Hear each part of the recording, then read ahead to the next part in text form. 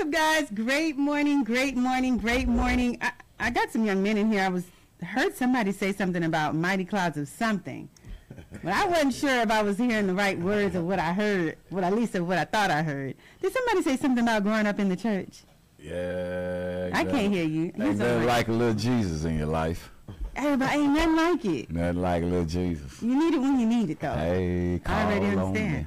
I understand that. I Yes, understand that. These people that I have in the studio with us today, I'm excited to bring them to the forefront to our listening audience. This first person that I want to share with you guys today, he is no stranger to the station, but in case you hadn't heard of him before, let me just share a little bit about him.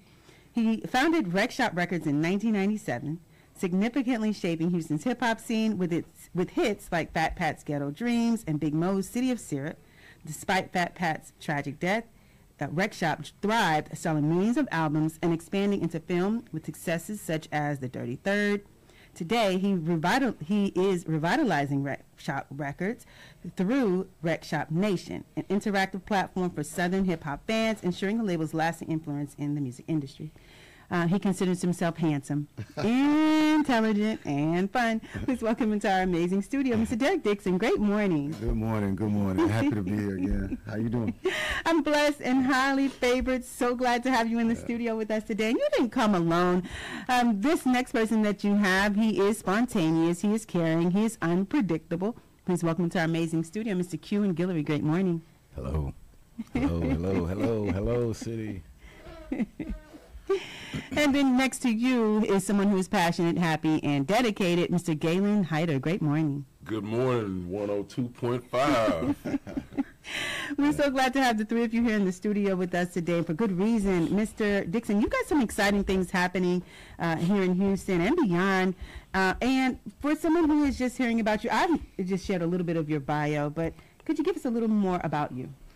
No, I'm pretty much a serial entrepreneur, and I know, a lot of people do know me for entertainment and stuff, but I'm also just as passionate about ASAP bail bonds. We started it back in '07, and now we've spread. We got like 7 locations, and we got a brilliant partnership. These guys are my partners, and we we just trying to make things happen. We also do a lot of give back. This weekend, for instance, we have our A's and B's shopping spree where we give back to the community, to some kids.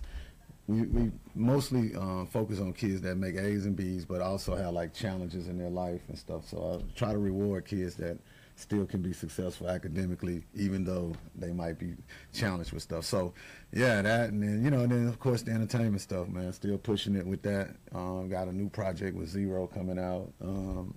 Got 2 more films we're working on, and we just launched our distribution company. So basically, just staying busy, trying to be productive, continue to create, Now, you gave us a whole lot in just under a minute. So you guys started ASAP bail bonds in 2007. You're now at 7 locations. Mr. Guillory, Mr. Hyder, did you know that when you started this company that it was going to expand in the way that it has? And how are you keeping people out of coming to the bail bonds company? Well, one thing we strive on is try to educate our community, because for many years, we hadn't had anyone like us that will go out into the community and try to educate the community with the different laws and things to that nature, and how he or she can be bonded and, basically just be free, but be free in the right way. And doing it the right way by caring about the community. I like that. Mr. Hyder, you have something to add to that. So ASAP bail bonds is it's a family, man. And that's how you knew it was going to grow, because it was people putting their family first, listening to people's problems, understanding situations. Things happen. People make mistakes. That's what we're there for. We're there to listen, to understand, and that's what helps us grow even more, because people want to hear that somebody's on their side, somebody's trying to help them out. And that's the best part about this job, is helping people out. Yeah. What you trying to say, Mr. Dixon? Nah, I know from being in this business a long time that sometimes people get a misconnotation about what service we really provide and why and what it matters. I think, and I know why. I mean, for so long, this industry was dominated by people that's not a part of our community when I say that. So, you know, and they might have approached it from that standpoint. But you got, if you really think about it, when you are in a crisis like that, no matter how it happened, you want to deal with somebody that really understands you. You want to deal with somebody that, you know, treats you like a client, not like a criminal, because it is a serious situation. And the odds of you beating that case or surviving that situation are much better when you're out than when you're locked up. And see, I know personally, you know what I mean, because I've been on both sides, you know what I'm saying? So, you know, just as much good things I've done, just like other young black men, I made mistakes as well, you know what I'm saying? And I went through having to make bond at various times, and one time, like, it was almost for my life. And you know, I was in Georgia when I moved back here to start my company. So when you're from out of state, a lot of bondsmen won't take chances on you. And I had a big bond, and they took a chance on me, you know, and now, you know, look what happened. You know, from there I went on to do great things. So it does it does make a difference who you deal with, and know that, like, for us, it's not just about your money. We get money anyway. What it is, it's about us really helping people and caring about people, which is why we have our Boys to Men tour right now going on, and why we do try to reach out to kids, and why we do try to help them, you know, to make better decisions, because every choice you make is a consequence. It could be a good one, but a lot of times it's bad ones, and we don't give up on our kids. So that's what it's really about, man. It's not just taking from the community. We try to see how much we can give back. You talked about, you know, sharing some insight and maybe, you know, what people can do to stay out of getting in jail in the first place, and even having to come to a bail bondman. What are some tips that you could give? Give me 3 tips that you can give to a mother, a father who's listening right now, and maybe they have to deal with this scenario. Or maybe we start with this. What is a scenario that happens most often with people who are coming to get bonded out?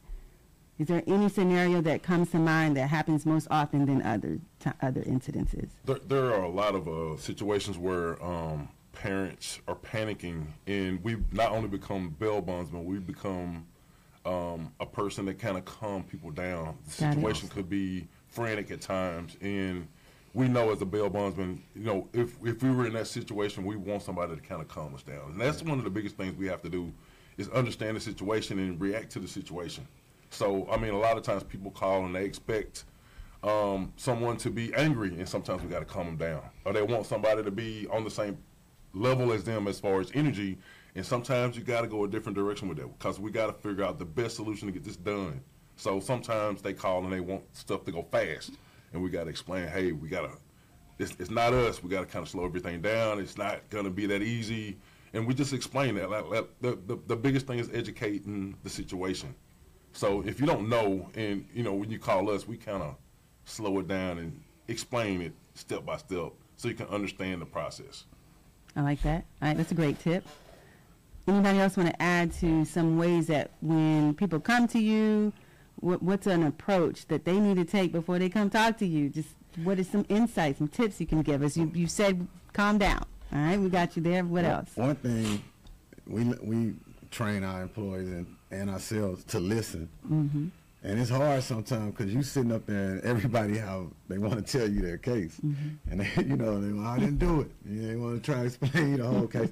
And we know that really it's not up to us. You got to tell it to the judge. You know, mm-hmm. It's not going, you know, but sometimes just listening to that person and letting them tell you how, you know, you just got to listen. And then, you know, at the end of the day, of course, we got to let them know. But just being patient with people and listening sometimes goes a long ways. You know what? This insight may sound basic to someone, but when you're in the time of need and you want your child or whoever to get out right now, right. You don't think about none of that. You just want y'all to come do what you got to do and get this bond to happen right now. Exactly. So I understand that. So thank you for sharing that insight with us. Now, this Boys to Men tour that you mentioned, tell me a little bit about who's involved, how other people can support this. What exactly will happen at this Boys to Men tour? Well, this Boys to Men tour is going to take us over all the counties that we're affiliated with it. As Mr. Dixon said, we're in 7 different counties. So we're going to take this tour to those counties. And what we're going to do, we're going to go into the community, the Boys and Girls Club. We're, you know, traveling to Beaumont. Jefferson County, where we'll be dealing with, some at-risk young men. And the emphasis that we're going to put on this is beyond amazing, because what we're going to do, we're partnering up with different brands, different companies. In Beaumont, we're going to partner up with Chick-fil-A. We're going to feed the kids.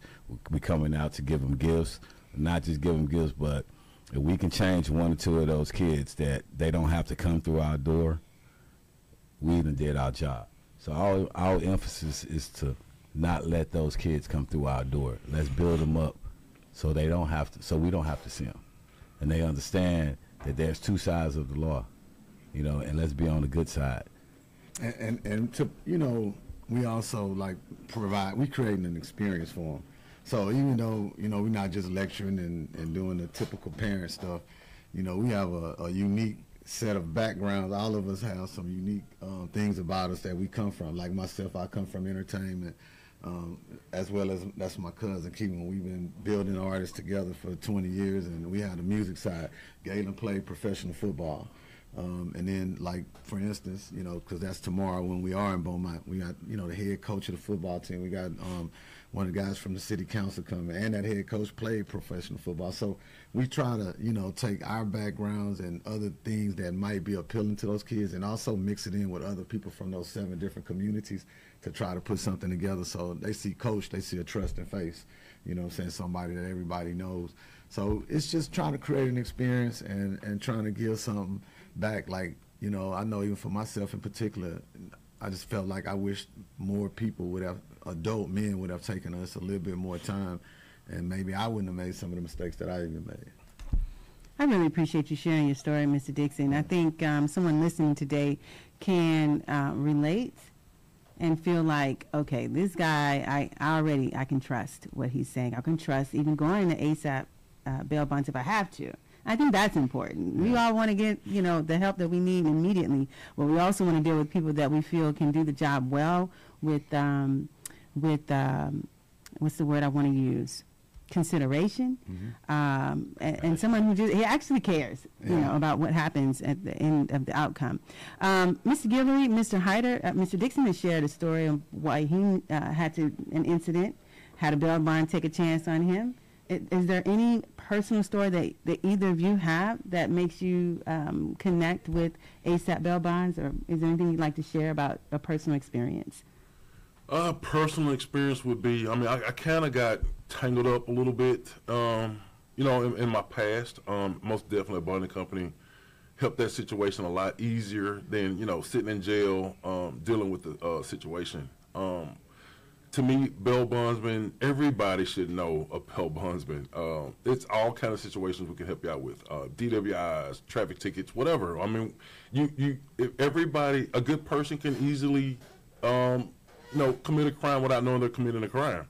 A lot of times people, just for myself, for example, when I was in college, there was a couple of times I probably could have got pulled over and gotten a DWI. That happens all the time. That's situational things that happens. Thank God I've never gotten one, but I can understand when a parent comes in and says, hey, my son got a DWI, and they're panicking about it. And my story to them is, hey, anybody could have gotten a DWI. A lot of us are lucky that we hadn't got that situation. And that's what I was kind of explaining a while ago. That's how you kind of calm people down, and because they don't understand that maybe, back in the past, they could have done the same thing. So as far as bail bondsmen, it's like I said, it's more of the situation can go any direction. You don't know if it's going to be a good situation or a bad situation. So we just have to play both sides of the fence. So when people come in and they're complaining about what the person did that's in jail, I look at it like anybody could be in that situation. So you can't just point the finger. You can't say a person's innocent or guilty. Just let the process work. Thank you, Mr. Hyder. Mr. Guillory, is there a personal connection that you have that really made you dive into, you know what, I want to be the change I want to see. I'm going to get with my cousin and we're going to start a bail bonds company. Well, life, what I'm saying? Life is it's challenging for all of us. And my personal experience is not as dramatic as, some of these guys. I'm a PK's kid, so I was scared of them, but I've, over the years began to gain confidence in everything dealing with the law enforcement. And by being a bondsman, you know, the best way is to help a person on the outside, because you can fight your case on the outside sitting in behind those bars, you know, and that's pretty much what we want to give our clients. Hey, That's good. And truth be told, I'm gonna make it quick. We do get targeted.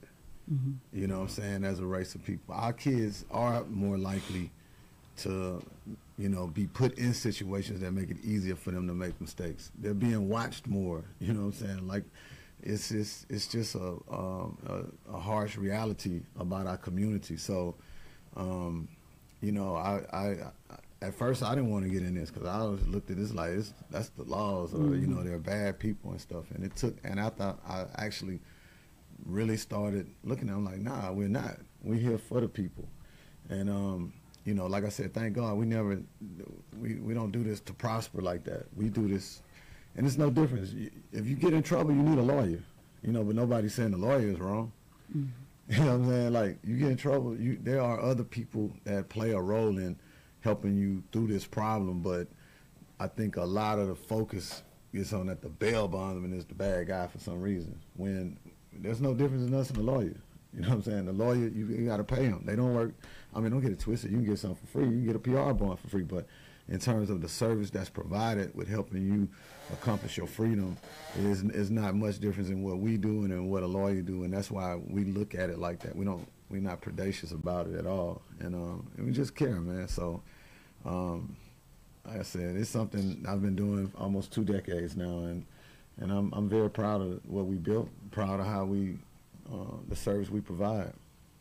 I heard, I don't know if this was last year, something about, when you said PR bonds, it made me think about this, something that was going on in that space, and bail bonds more particular. I wish I knew what I was thinking just a second ago. It's like something was going on about PR bonds in this industry. Am I wrong? Am I thinking something crazy? No, it's been it's an ongoing battle right now where, because of what I just said, you know, so a lot of governments, not just here, but Houston, in the state of Texas, Houston is the #1 county that's pursuing, trying to basically eliminate the bonding industry, period. And they built it, this whole thing came on like it's not fair, because they say that, you know, indigenous people, and, you know, why should someone with more money have more freedom or ability to do something than somebody with no money? And in certain situations, of course, you know, coming from where we grew up at, I agree with that. But the problem ain't the bonding people. The problem is, why are we arresting so many of our people? The problem starts prior to the kids or people or adults getting bonded. The problem starts with the profiling. The problem starts with nothing in the neighborhoods for these kids to do, nothing, you know, no jobs. There's a whole list of things that happens before that, but for whatever reason, you know, they focus on the bonding industry, and then now it's created a whole nother problem, because even though everything we just said could be true, there's a process that the bonding industry works on. So you got people that might get out that shouldn't get out, and they go out and they end up offending somebody again, and then that's a problem. Secondly, the PR bond system, when you do get a dangerous person out, somebody got to go catch them, you know. So in our industry, we do that, you know what I'm saying, and Harris, the police department, don't really go and reinforce that. So it's a good and a bad to everything, and there is kind of like this, I say, kind of like a war on the bonding industry. But once again, it hasn't affected us. We've actually grown since then, and I think it's because of the reasons that we're telling you. We don't do this. We do this because we really care, and I think because of that, we just continue to still, you know, our business continue to grow, we continue to expand, and you know, and we don't even worry about that. Like, what's going on downtown? They changed the law, we changed with it. They want to let out more people on PR bonds, so what? We get a lot of PR bond people come back to us because they find out, you know, PR bond, you're almost on probation. You know what I'm saying? So it's really like the government can do that. Like, they can take an industry and just make it become their industry. So now they have a big old department of people that they're paying, and now instead of you paying us one lump sum to get out, you paying in increments. Then you got to pay for drug testing. Now you got to report every week, and people be like, man, hey, I'm gonna come back and just put me on bond. You know what I'm saying? So it's always Two sides. two sides to the coin. They say, you know what I'm saying? They say that on the other side of the fence, grass might be greener, but the dog might be meaner. You know what I'm saying? So, you know, I don't know if y'all heard. I just made that up. But You anyway, sure did, because I never heard that one before. Not the end, not that second I part. figured it was time for something. You know what I'm saying? We've been serious. I appreciate you sharing that with us because I know it was in the papers and the news and all that kind of stuff, but I wasn't. But you're here, so I thought I'd ask about that. Now, you've got your Boys to Men tour. It's coming up, I think you said tomorrow you'll be in Beaumont, or where are you going to be? Beaumont tomorrow. Beaumont tomorrow. It's an experience. You want kids, you want families to come, find out about tips, ways that they can, you know, what do you want them to find out when they get to this conference on tomorrow, when they get to this event on tomorrow, and what do you want them to leave away with? The choices, decisions that you make gonna affect your life. I mean, that's my opinion. I'm sure both of those guys have their own opinion, but it's about making better choices and decisions, and also showing them that you can make some bad choices and still recover and become very successful too. I look at it more like when I was growing up, I remember people talking to us and telling us, hey, what do you want to do when you grow up? And people telling you, you can't say you can be a football player. And me being a person that you can't tell me what I can't do, pushed me to make it to where I got to. So to be able to play football or whatever. So to me, when I was growing up, it was whatever you told me I couldn't do, that's what made me attack that situation and do it to show you that I can do it. So growing up right now with these kids, when we go do the Boys and Men's tour, we want to teach, or we want to get to a situation where a kid can ask us the right question, and hopefully when they're older, they can explain the same thing to somebody young, just like we're trying to explain to them. I was hearing what you were saying, but your ring was blocking my view. What is this on your hand? Yeah, This is I won a Super Bowl with the St. Louis Rams back in 2000. That's amazing. Thank you. You're welcome. Even We the got water Dereck bug get a ring.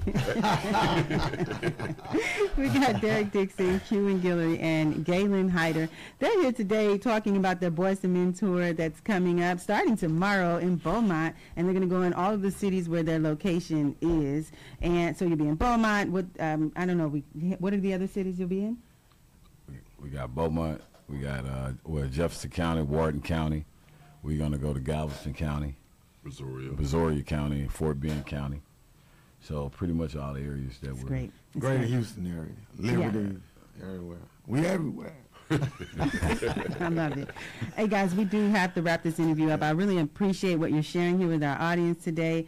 I hope if people are in this situation that they find someone that they can trust, that they hear the words that you're saying today, and that they're enlightened to just give you a call before any of those types of things occur, just to get insight. That's really all people need is information. And that way they can be calm, right? They can be patient when it comes time, or if ever that time comes about. I appreciate you guys pouring into youth ages 12 to 18. Is that a part of the Boys to Men tour as well, with how you're pouring into to that age demographic? Yes, ma'am. Okay, great. At 12 years old, do you have to share this type of information? I mean, That's when it starts. I mean, you got 12 years old to listen to this rap music, right? Yeah. So they're influenced by the rap music. You know what I'm saying? By some of the negativity in it. So we should start approaching those kids and letting them know, hey, you can listen to that. And if you do it, this is where you may end up. Thank y'all so much for being here today. We'd like to leave fans, followers, listeners, and supporters with something inspiring, something empowering, something they can take with them the rest of the day, the rest of the weekend, all the way up to the weekend. Mr. Guillory, we're going to start with you first. What would you like to leave us with today? I would like to say,